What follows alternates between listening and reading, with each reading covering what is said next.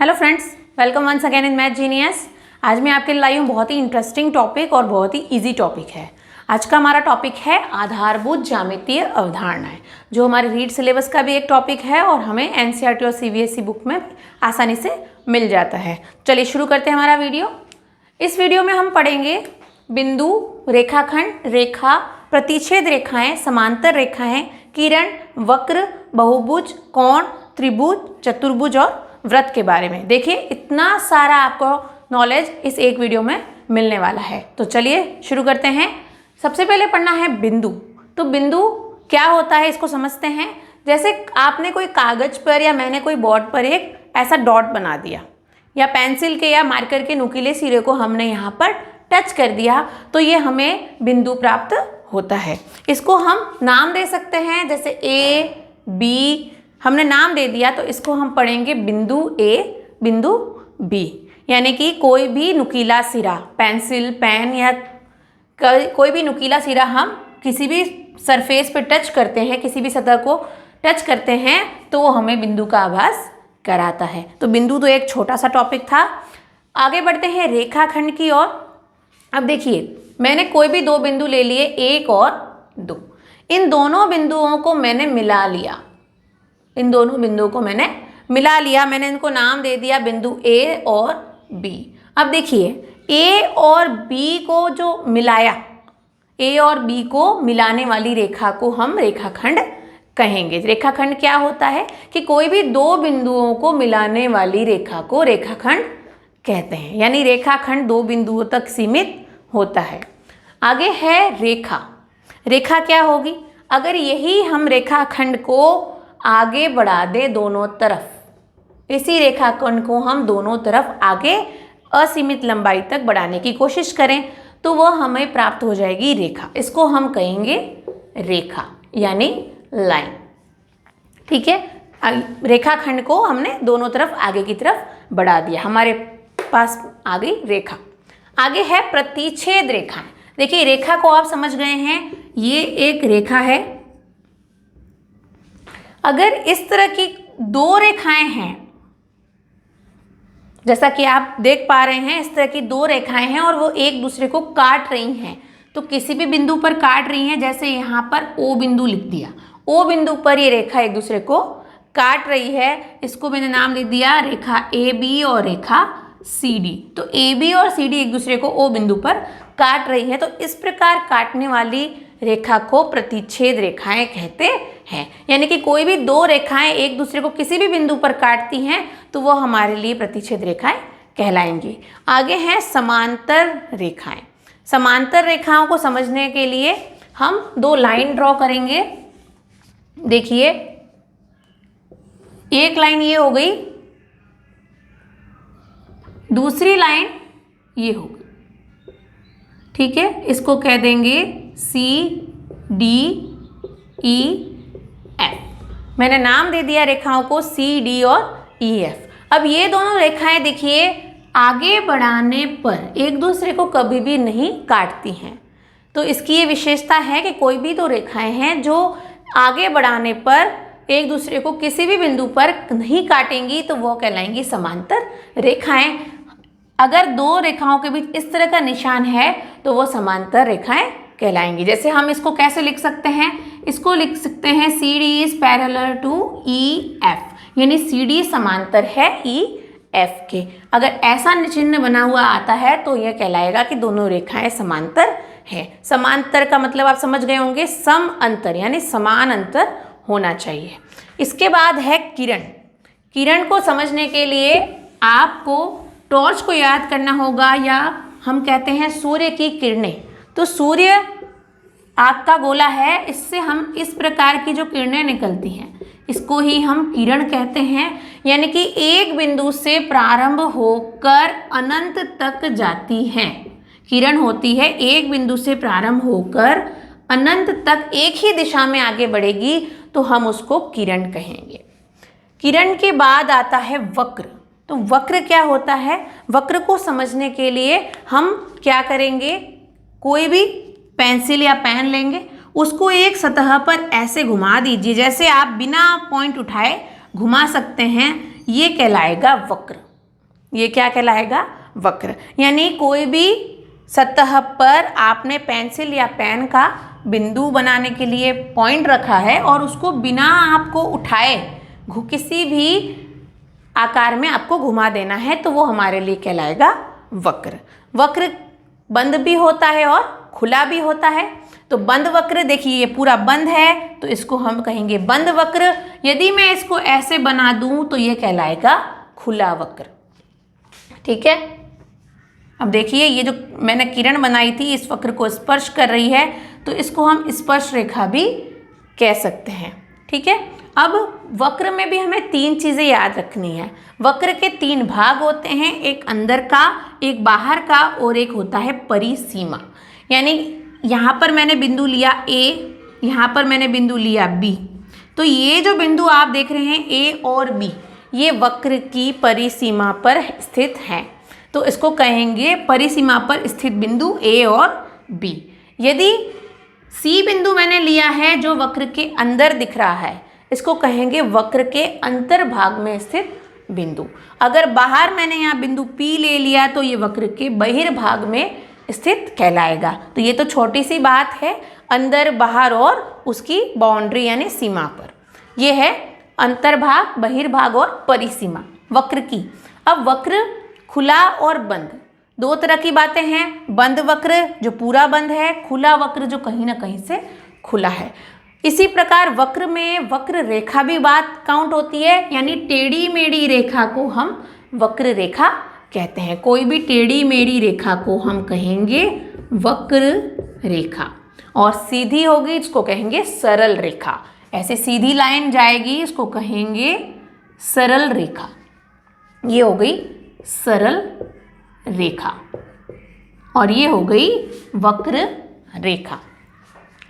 आगे है बहुभुज। बहुभुज को पढ़ते हैं, चलिए।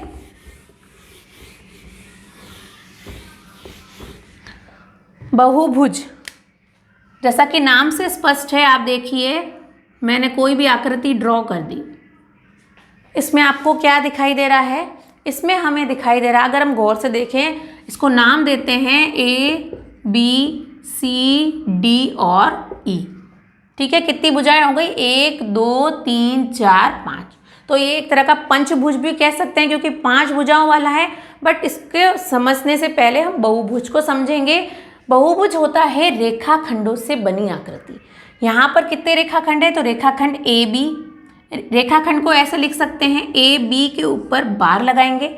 ये है रेखाखंड AB, फिर है रेखाखंड BC, फिर है रेखाखंड CD, फिर है रेखाखंड DE और लास्ट में रेखाखंड EA या AE। ये 5 रेखाखंड है। 5 रेखाखंडों से ये आकृति बनी हुई है। यानी कि कोई भी आकृति जो रेखाखंडों से बनी होती है उसको हम बहुभुज बोलते हैं। यानी रेखाखंडों से बनी बंद आकृति को बहुभुज कहते हैं। तो सबसे छोटा बहुभुज क्या होगा? सबसे छोटा बहुभुज, आप देखिए मैं चित्र बना रही हूँ, आप अपने आप समझ जाएंगे। सबसे छोटा बहुभुज है, इसको बोलेंगे त्रिभुज, यानी 3 भुजाओं वाला। यहाँ देखिए 1, 2 और 3, 3 भुजाएं हैं इसकी, 1, 2 एंड 3। तो तीनों भुजाएं हैं, इसलिए इसको कहेंगे हम त्रिभुज। देखिए बहुभुज में त्रिभुज भी आ जाएगा। सबसे छोटा बहुभुज कहलाता है त्रिभुज। ठीक है, इसके बाद हम पढ़ने वाले हैं कोण। कोण को पढ़ाने के बाद मैं आपको त्रिभुज के बारे में अधिक जानकारी दूंगी। देखिए कोण क्या होता है? यदि एक बिंदु लिया मैंने, इस बिंदु से मैंने 2 किरणें खींच दी, इस बिंदु से मैंने 2 किरणें खींच ली, तो मुझे किसकी आकृति प्राप्त हो जाएगी? कोण की आकृति प्राप्त हो जाएगी। यानी कि एक बिंदु से यदि 2 किरणें खींची जाएं, चाहे वो किसी भी दिशा में खींच सकते हैं, तो वह एक कोण की आकृति बनाती हैं। कोण में ये तो होती है कोण की भुजा, यहाँ पर लिख दिया OA और OB। तो OA और OB कोण की भुजाएं हैं और इस O बिंदु को कहेंगे कोण का शीर्ष। यानी अगर इसको पढ़ना हो तो यहाँ पढ़ेंगे कोण BOA, ऐसा लिख देंगे कोण BOA या कोण AOB, ऐसे पढ़ना है। कोण का चिन्ह इस प्रकार लगता है, कोण BOA या कोण AOB। यहाँ पर कोण है तो उस कोण को इस प्रकार ही पढ़ा जाएगा। ठीक है, ये हुई कोण की बात। कोणों के कई प्रकार भी होते हैं, जैसे न्यून कोण, समकोण, अधिक कोण, ऋजु कोण, सरल कोण। ये मैं आपको इसके अगले वीडियो में कोणों के टॉपिक पे विस्तृत जानकारी दूंगी। चलिए, हम बात कर रहे थे त्रिभुज की। त्रिभुज में भी आप देखिए, जैसे मैंने आपको कोण बताया है, तो त्रिभुज में 3 कोण होते हैं। 3 भुजाओं से बनी आकृति त्रिभुज कहलाती है। त्रिभुज में 3 कोण हैं। यहाँ पर हम लिख सकते हैं कोण BAC, कोण CAB या कोण BCA या ACB। किसी भी तरह से हम कोणों के नाम लिख सकते हैं। तो त्रिभुज में भी 3 कोण होते हैं, 3 भुजाएं होती हैं और 3 ही शीर्ष होते हैं। ठीक है, ये है त्रिभुज की बात। फिर है चतुर्भुज। जैसा कि नाम से स्पष्ट है, चतुर्भुज यानी 4 भुजाओं वाला। तो ये हमने 4 रेखाखंडों से आकृति बना दी, ये हो गई चतुर्भुज। इसको नाम दे दिया हमने ABC और D। ये है हमारा चतुर्भुज। ये एक तरह का आपको वर्ग भी दिख रहा है। आप किसी भी प्रकार से चतुर्भुज बना सकते हैं, ऐसा कोई ज़रूरी नहीं है कि ये वर्गाकार ही हो। ये भी एक चतुर्भुज है। बस ये ध्यान रखना है कि उसमें 4 भुजाएं होनी चाहिए। तो 4 रेखाखंडों से या 4 भुजाओं से बनी बंद आकृति को हम चतुर्भुज कहते हैं। जैसे त्रिभुज में 3 कोण थे, चतुर्भुज में 4 कोण होंगे और 4 ही शीर्ष होंगे। आगे देखिए, लास्ट टॉपिक है इस वीडियो का व्रत। व्रत, आप रोटी तो खाते ही हैं सब लोग, तो रोटी किस आकृति की होती है? रोटी होती है व्रत के जैसी। कई लोग पूरा व्रत नहीं भी बना सकते हैं, तो टेढ़ी मेढ़ी भी होती है, लेकिन ये आकृति है व्रत की, यानी कि वक्र। इसको हम वक्र से समझ सकते हैं कि यानी कि कोई भी बंद वक्र हो, ठीक है, तो उसको हम व्रत कह सकते हैं, संलग्न बंद वक्र। जैसे मैंने यहाँ से पॉइंट उठाया और मैंने इसको ऐसे पूरा घुमा दिया, तो ये हमारा व्रत कहलाएगा। अब व्रत के क्या भाग होते हैं? तो व्रत में एक होता है परिधि। परिधि किसे कहते हैं? तो व्रत की ये जो बाहरी लाइन आपको दिख रही है, ये कहलाती है व्रत की परिधि। और व्रत को बनाते हैं तो सबसे इंपॉर्टेंट चीज है यहाँ पर, ये होता है व्रत का केंद्र बिंदु। व्रत का केंद्र बिंदु, केंद्र बिंदु। तो केंद्र बिंदु से व्रत की परिधि की सारी दूरियां बराबर होती हैं। ठीक है, व्रत का केंद्र होता है और ये होती है व्रत की परिधि, जो ये आउटर लाइन आपको दिख रही है। इसके बाद एक चीज होती है व्यास। व्यास क्या होगा? तो देखिए, ये व्रत के केंद्र से गुजरता है और परिधि के 2 बिंदुओं को मिलाने वाली रेखा को हम व्यास कहते हैं। यहाँ पर नाम दे दिया AOB। व्रत के केंद्र से गुजरने वाली, इसको जीवा भी कह सकते हैं। व्रत की सबसे बड़ी जीवा व्रत का व्यास होती है। हमें पढ़ना है जीवा और त्रिज्या। इसमें ये कुछ 4-5 चीज़ें ही हैं व्रत में। देखिए, त्रिज्या होती है व्रत के केंद्र से परिधि के किसी भी बिंदु को मिलाने वाली रेखा को त्रिज्या कहते हैं। यहाँ पर मैंने दे दिया OF। यहाँ तो OF क्या हो जाएगी? व्रत की त्रिज्या, यानी परिधि के किसी भी बिंदु से कहाँ मिलेगी? व्रत के केंद्र को। व्रत के केंद्र से परिधि के किसी भी बिंदु को मिलाने वाली रेखा को व्रत की त्रिज्या कहते हैं। और यदि ये त्रिज्या देखिए कहाँ मिल रही है? केंद्र से परिधि के इस साइड और इस साइड, लेकिन ये कहाँ से गुजर रही है? तो केंद्र से होकर दोनों तरफ है, इसलिए इसको व्यास कहेंगे। अगली चीज है जीवा। जीवा में कोई शर्त नहीं है कि वो केंद्र से गुजरे या परिधि से गुजरे, ऐसा कुछ नहीं है। जीवा होती है परिधि के कोई भी 2 बिंदुओं को मिलाने वाली रेखा। व्रत की परिधि के कोई भी 2 बिंदु को मिलाने वाली रेखा व्रत की जीवा कहलाती है। जैसे यहाँ KL एक जीवा है। तो व्यास में एक चीज याद रखनी है कि ऐसी जीवा जो व्रत के केंद्र से होकर गुजरती है, व्रत का व्यास कहलाती है। यानी ये व्यास है जो व्रत की सबसे बड़ी जीवा भी होती है।